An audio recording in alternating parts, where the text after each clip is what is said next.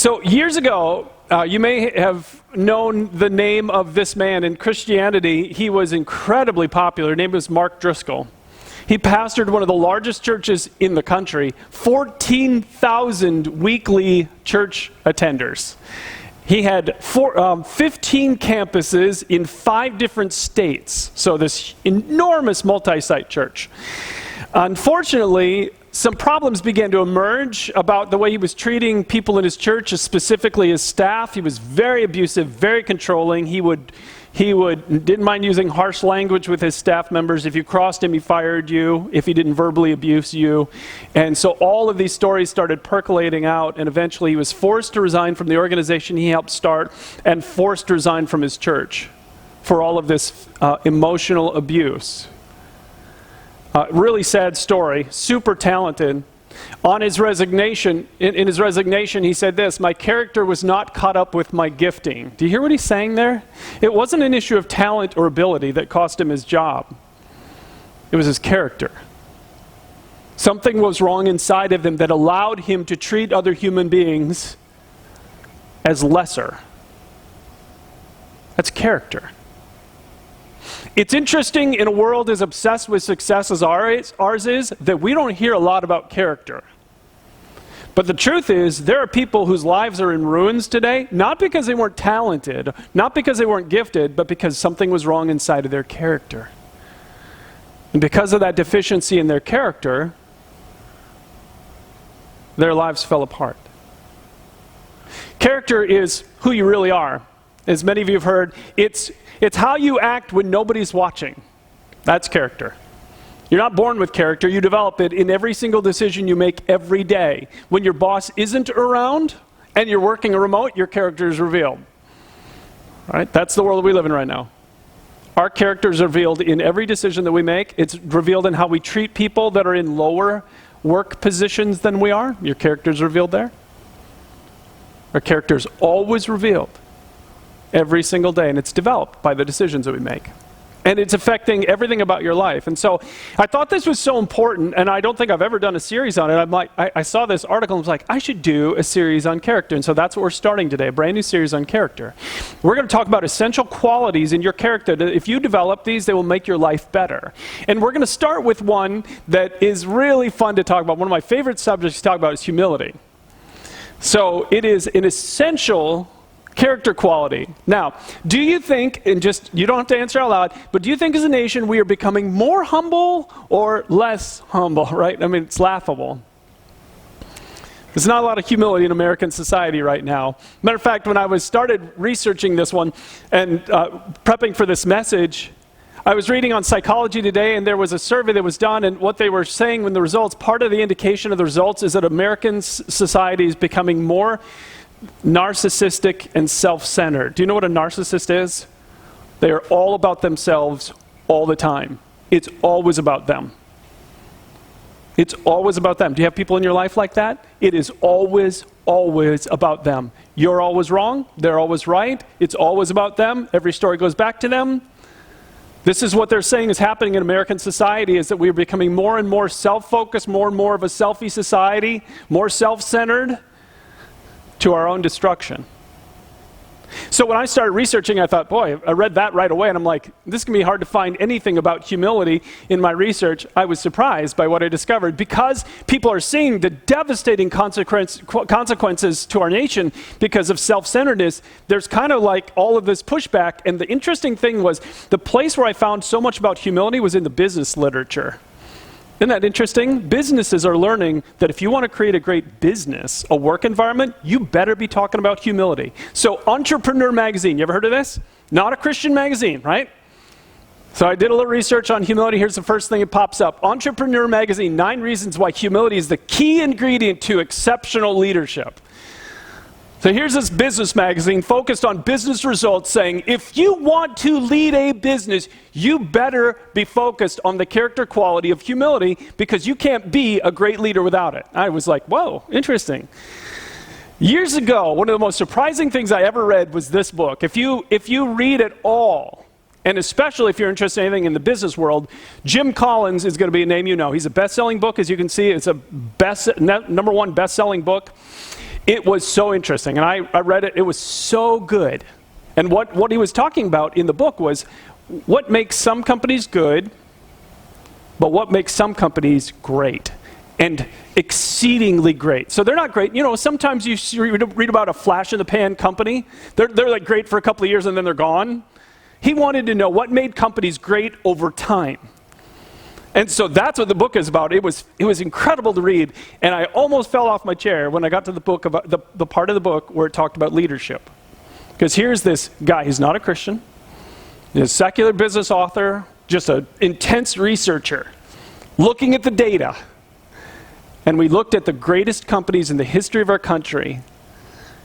There was one quality that he found in what he called level 5 leaders, or actually two qualities that every single great CEO, the best of the best, okay, so these are the best leaders in the history of our country. All of them had these two qualities. Level 5 leaders, they had humility and will. It was a blend, he said, of personal humility and intense professional will. It's like, here's where we're going, but in the way they went, it was all about humility. So here I am, I'm reading this book, I'm just fascinated by it. All of a sudden I read this, and he says, the greatest leaders in the history of businesses in our country's history, based on the data, have humility. You could not have stunned me more. I did not expect to find that. But that's what the business world is coming to realize. Because we've all seen, all of you have had managers that didn't have humility.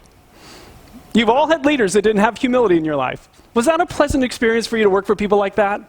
They take all the credit for everything you do, and every mistake is always your mistake. Oh, isn't that fun to work with people like that? Right. They know, and the business world is catching on, that if you don't have humility in your leadership, you're not going anywhere, and the people aren't going to follow you. So they understand this. They know that when humility is present, somebody's teachable, and they start growing, and they solve problems better. They actually contribute to the mental health of their team. It fosters trust, unleashes creativity, and on and on and on. So my question, a couple of questions for you. First off, do you understand how important humility is as a quality for you to pursue? Before this start right here, would you have said, if I could develop one character quality, it would be humility? Do you understand how essential this is for your success in life, in work or relationships or any area? And if I were to ask you to tell me what you're doing to make your humility character quality grow, what would you say? This is such an important topic, important series. We're starting this new series today, like I said, called Character. And we're going to talk about this. How do you develop the quality of humility? In your program are these notes. Can I ask you to take them out right now? Grab a pen. There'll be some things I want you to write down as we go through this topic today. Welcome to those of you, of course, who are watching online. We're so glad you're with us. If you're watching at our website, penuelchurchlife.com, the notes are right there as well. Or on YouTube, they're right in the comment section. So I'd love to have you follow along on this very important subject. So let's jump right into it. So only two things we're going to talk about. The first one is what goes on in our head. Humility is rooted in our head and the way we think about ourselves, and we have to learn how to keep an accurate view of ourselves. Proud, arrogant narcissists do not have an accurate view of themselves, right? They do not. Now, like always, I had so much I was going to say in this first point. You can see I have all these subpoints. Sorry, I don't have time for any of them except for letter C. I want you to jump down to letter C. This is to me the most important thing I'm going to say about the way you think about yourself, and it is that you have to deepen your spiritual humility. There are all kinds of humility, intellectual humility, personal humility, but the most important to me is spiritual humility. I don't know why, but in America right now, Christianity is associated with arrogance. You know what I'll tell you also? I have seen it. I've certainly been a part of it. I've done this. Many times Christianity breeds arrogance. You become a Christian and you become a more arrogant person. You become more judgmental. You become a hypocrite. Everybody else's stuff around you is really bad, but yours okay. And you see, Christians in protests with signs like this. And there's an arrogance and an ugliness to Christianity. You actually think Jesus would be holding a sign like that? No shot. No shot. Christianity should never breed arrogance. It should create tremendous humility, because the message of Christianity is a message about thinking about yourself in the right way. It all begins with changing the way we're thinking about ourselves. And it's rooted in 3 essential concepts. And these are true for all human beings. I'm no different than you. That's why I put them this way. I am profoundly broken. Every Christian should be able to say that. I am profoundly broken. I have missed the mark in staggering amounts of ways. It's where the good news of Christianity begins. It actually begins with bad news. No arrogance, no pride. So I'm going to show you all of these verses here in this section are from Ephesians, and it's just a book that has been impacting me so much. I just want to show you what Ephesians says about us. So the book of Ephesians says this: once you were dead because of your disobedience and your many sins. Now it's kind of strange, if you're not familiar with Christianity, for me to say you're dead, because you're clearly not dead. You walked in here. Dead people don't walk. Dead people don't come to church, right? They're dead. And so obviously he's not talking about physical death, he's talking about the death of our souls. The real part of you is not here. This isn't the real part of you. This isn't the real part of me, this is dying. Every day it's dying. He's saying the real part of you is your soul, and your soul is dead. And he said it's dead because all the times we have disobeyed God, and that's called sin, and sin is anything that is words or thoughts or deeds that's not loving, because God is love. So if you've ever been unloving towards another person, what it did is it killed your soul. And the reality is, we underestimate just how unloving we've been in this world. How much unlove we've unleashed in this world. I really became aware of this again about a month ago. So if you're attending or you're watching online, about a month ago, I gave the whole church a challenge. I said, for the next 30 days, here's your challenge. Do not say one negative thing about any other person for 30 days. Not one. That means nothing bad about a Democrat or a Republican. Nothing for 30 days. Right? Not a single bad word. Not a bad word about your boss, not a bad word about your coworker, not a bad word about anybody for 30 days. And I did it for 30 days. And it is unbelievable, first off, how hard it is to just do that one thing. One thing. And it is amazing, once you start doing this, how much you hear it all around you all the time. We are relentlessly tearing each other down. It is an amazing thing. And that's one area. You think that you're not that bad? Fine, you do it. For the next 30 days, you go ahead and try that. For 30 days, don't say a single bad thing about any single human being. And then you'll begin to see what God is trying to say here. We are unloving, and we bring unlove into this world. All of us are in the exact same situation. That's why that Christian should never be holding up that sign, because he's got tons and tons of those things on his own life. It's like he doesn't need a sign like that. Unless he's standing up saying all the things he's done wrong. That's better.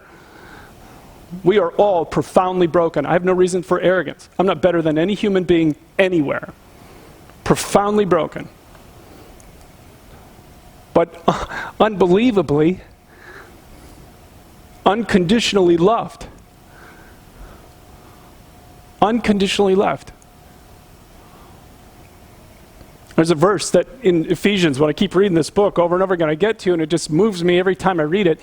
Ephesians 1:4, it's on your notes. Even before he made the world, God loved us.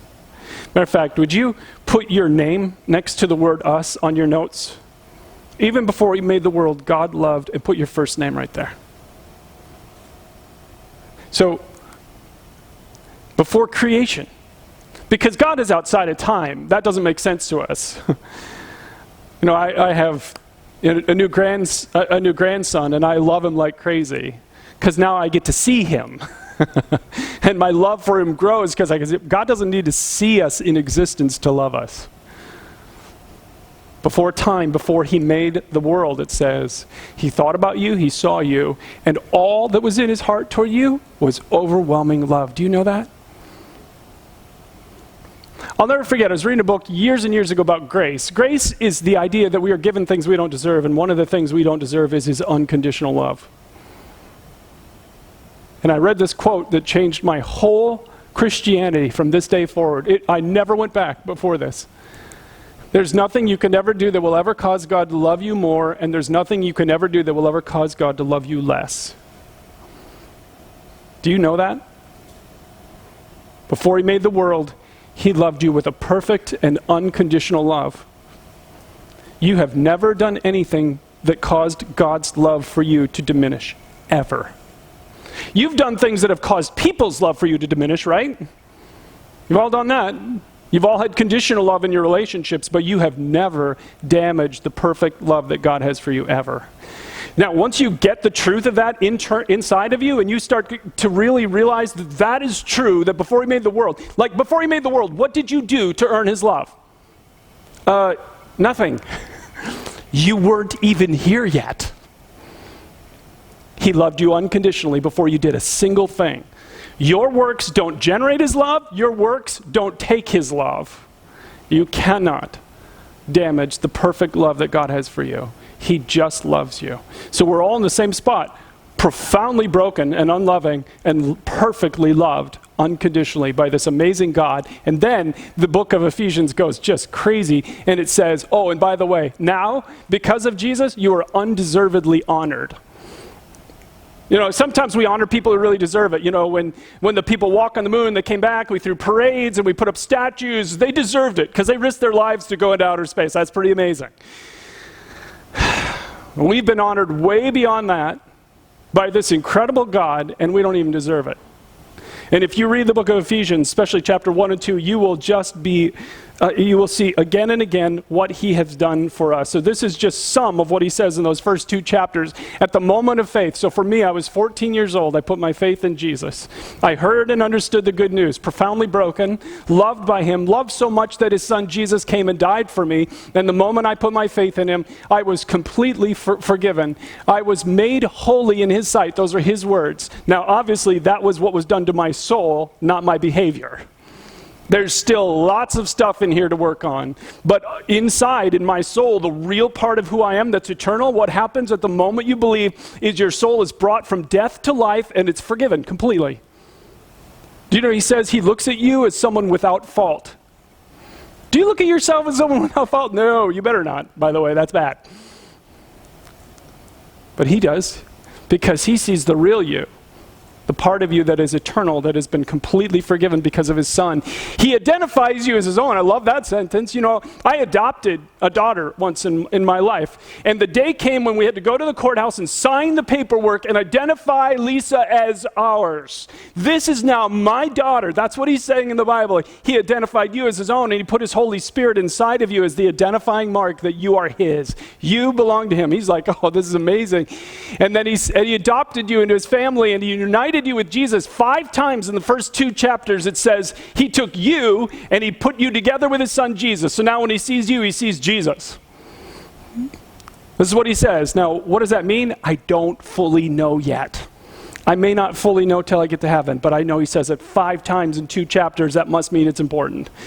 You and his son Jesus are united. He puts you together, and he'll never see you apart from his son Jesus. He'll never see you apart from Jesus.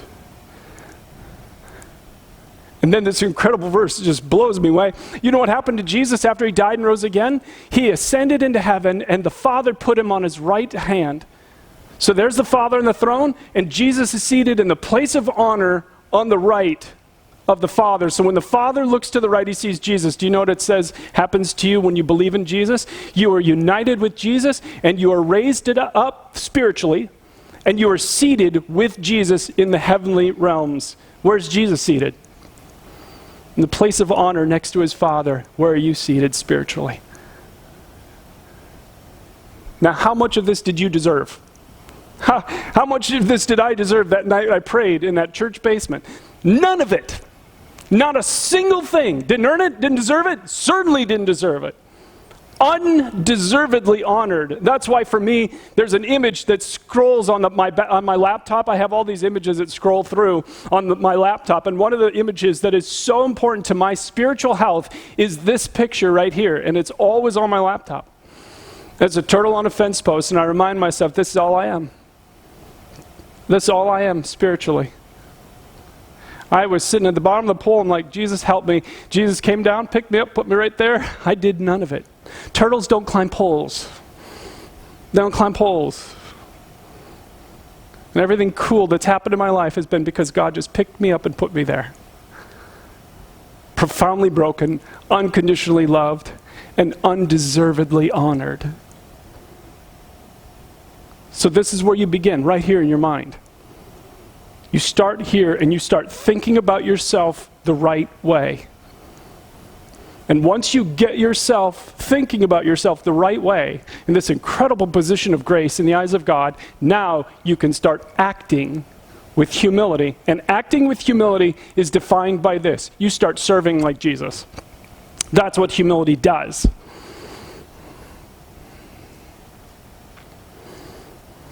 I think about myself the right way.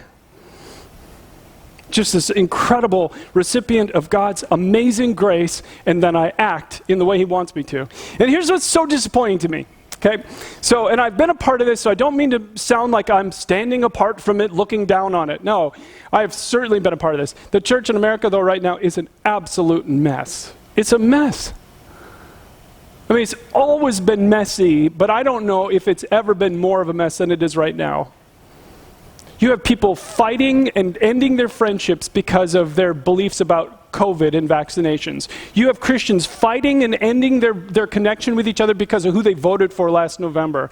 You have division and anger and hostility everywhere in the church. So it is torn apart, fractured, and accomplishing very little in most places around the country. Super sad to me, because that doesn't fit humility at all.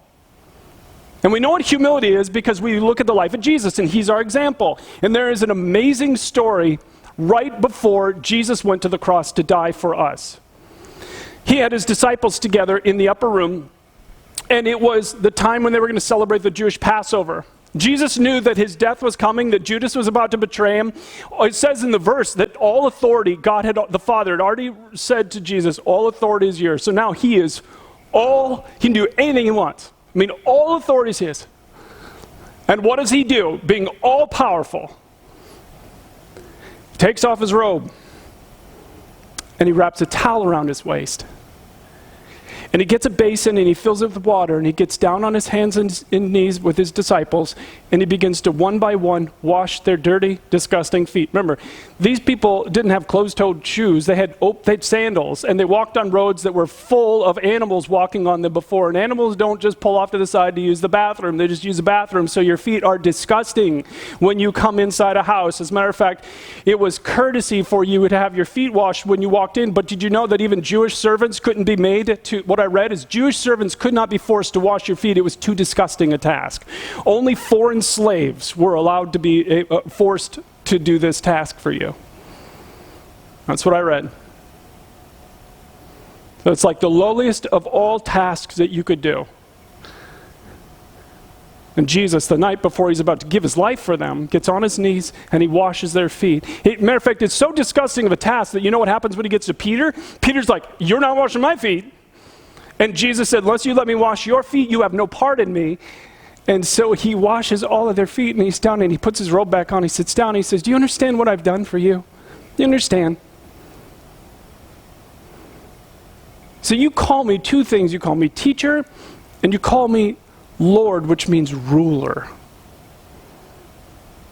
That's what you call me. And he says this. He says, I, your Lord and teacher, have washed your feet. Here's what I want you to do. You ought to wash each other's feet. He said, look at this. I've given you an example to follow, and this is what Christianity is about. Do as I have done to you. In case you miss the most important word, it's that word. It's the word do. It's not repeat, it's not say, it's do. This is what I want you to do. This is what Christianity should be defined by, is a whole lot of doing. A whole lot of humble doing, where we are serving one another constantly. This is what humble followers of Jesus do. They think the right way about themselves, and then they just do. They're always thinking about who they can serve. And they immerse themselves in serving like Jesus did. Like he said, I've given you this as an example to follow. So what does this example mean? It means multiple things. First, it means you serve those who cannot or will not repay you. That's what it means.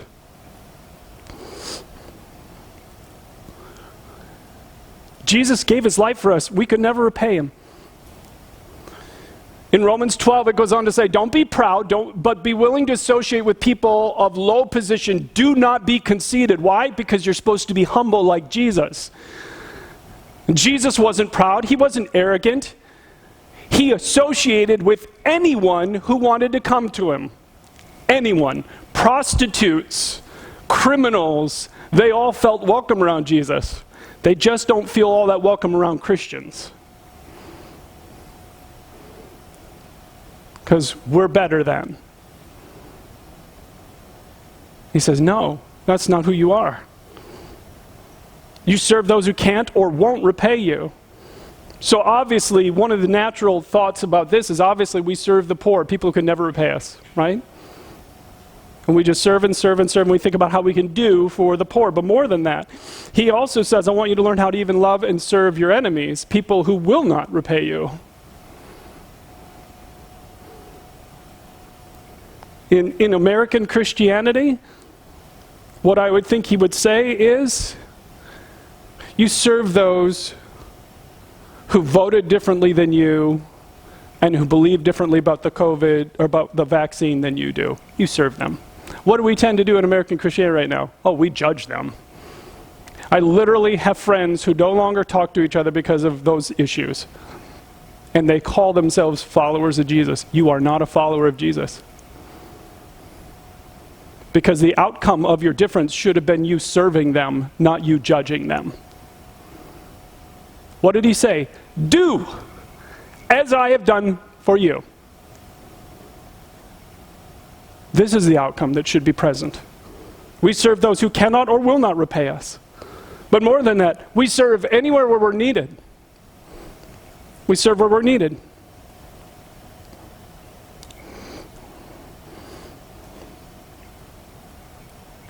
In Philippians 2:3, talking about Jesus as our example, he said, each of you now, just like Jesus, should look not only to your own interests, but also to the interests of others.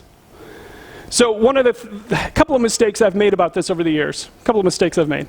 First mistake I'm making right now that we're going to have to correct. Because there are a lot of people who are watching online. We hear about people in Minnesota, love to see you guys, love the comments. People in Iowa, love to hear about the people who are watching online. But if you're just watching online, you don't know how much we constantly talk about what we can do at the church. Because you have to be here. We don't have a good way to tell you. But here at Peniel, it is always about do. Every month, there's always something we're trying to do, a cause we're trying to make a difference in. So for those of you watching online, so far in the first 7 months of the year, we have been involved in helping multiple families in need. There was an area student that had dental need that we helped with, area school, youth services, family advocates. There's families in need internationally. So far this year, this little church in the middle of nowhere has given over $6,400 to help people in need all over the place. So it's all about doing, and if you're watching online, you don't even know this, because we don't talk about it online, so we need to find a way to communicate this. We'll find some way probably on our website where you can always know what we're doing, because it's not enough for you just to watch and think that you've done your whole Christian thing. Oh no, if you're not doing, you're not a follower of Jesus, because he said do. So it's essential that you do. But more than that, another mistake I made that a friend of mine pointed out a while ago is too often, the emphasis is on how we can serve in each other's lives, and I love that. I mean, that's not the problem. The problem is that every Christian, every follower of Jesus should also have some way that they're serving in their community. Because you all have things you're passionate about. You all have things you care about. Some of you care so deeply about the hungry in our community, and it breaks your heart to know that there are children right now that are hungry. And there's a Feeding Friends program that feeds people every single week in Dodgeville at the Methodist Church. Why aren't you there every week? Why aren't you helping raise money for them every single week? Serve with them. Don't create it on your own. Join them. Serve with them. Every Christian should be able to say, here's my community need that I care so much about that I'm partnering with. Care about the issue of medicine or dental stuff, there's free clinics around. Why aren't you with them? Doing what they need done. Every Christian should be a part of this. You care about the state of our schools, you care about what's happening with our kids, then how are you helping? What are you doing? For instance, we need to get to the point where it is like celebrated in Christianity what 2 of our church members recently did. Iowa County Cancer Coalition is what we're focused on, for those of you watching online, for the month of August. Iowa County Cancer Coalition. And 2 of our church members were selling brats to raise money for that wonderful cause. And that should be like what we're all doing.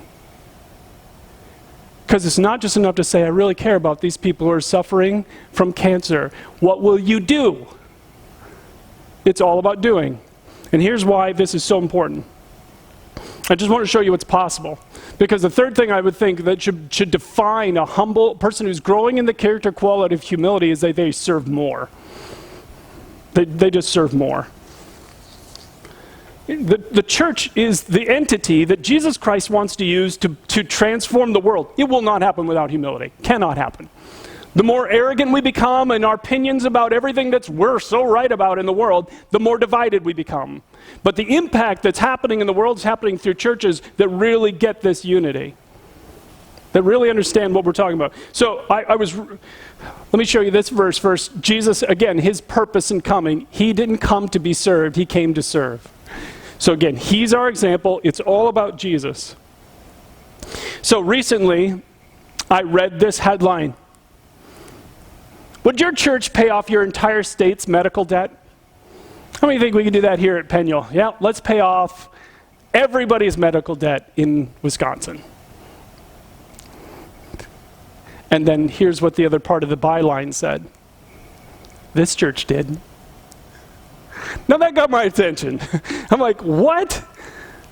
A church did this? Well, there's this, the facts are, if you know anything about American society right now, it's easy to accumulate medical debt really fast, right? Many of you have known this problem. Some of you still have this problem. You still have debt because, one illness, one injury can hamstring you for years and years and years, sometimes for the rest of their life. 79 million Americans deal with medical debt, and many of them are struggling. They can't make ends meet. But there's this amazing organization that I read about in the article. It said RIP, R-I-P medical debt. Never heard of this. What they do is they negotiate with health companies to purchase the medical debt that's owned at a fraction of the price. So like it says, you give $1 and it equals $100 of medical debt. Because in many cases, the hospitals will just take a fraction of money just to get anything. They'll take anything. So this company goes in and negotiates. So you give $1, it equals $100. So there was this amazing church. This tiny little church in New Mexico, Santa Fe, New Mexico. And they heard about this organization. They started setting aside 10% of every dollar they earned as a church. And they made this their focus. And they just gave and gave and gave and gave. And they partnered with RIP Medical. They raised over $1.3 million. Times that times 100. 130 million is what that equals in medical debt. They paid off every single person's medical debt in the state of New Mexico. Can you believe that? Who wants to be part of that church? Right? That's Christianity. That's Christianity. Defined by humble doing, right? An endless commitment to do. And when there is this combination of humility in all of our hearts with this mindset, we got to be like Jesus, then anything is possible. And churches all around the country are partnering with this organization. That was just one example. Covenant Presbyterian Church in Austin, Texas paid $10 million of medical debt for the people in their area. $10 million. Crossroads in Cincinnati helped erase 45,000 families' medical debts in the Cincinnati area. 45,000 families. They paid off $46.5 million of medical debt.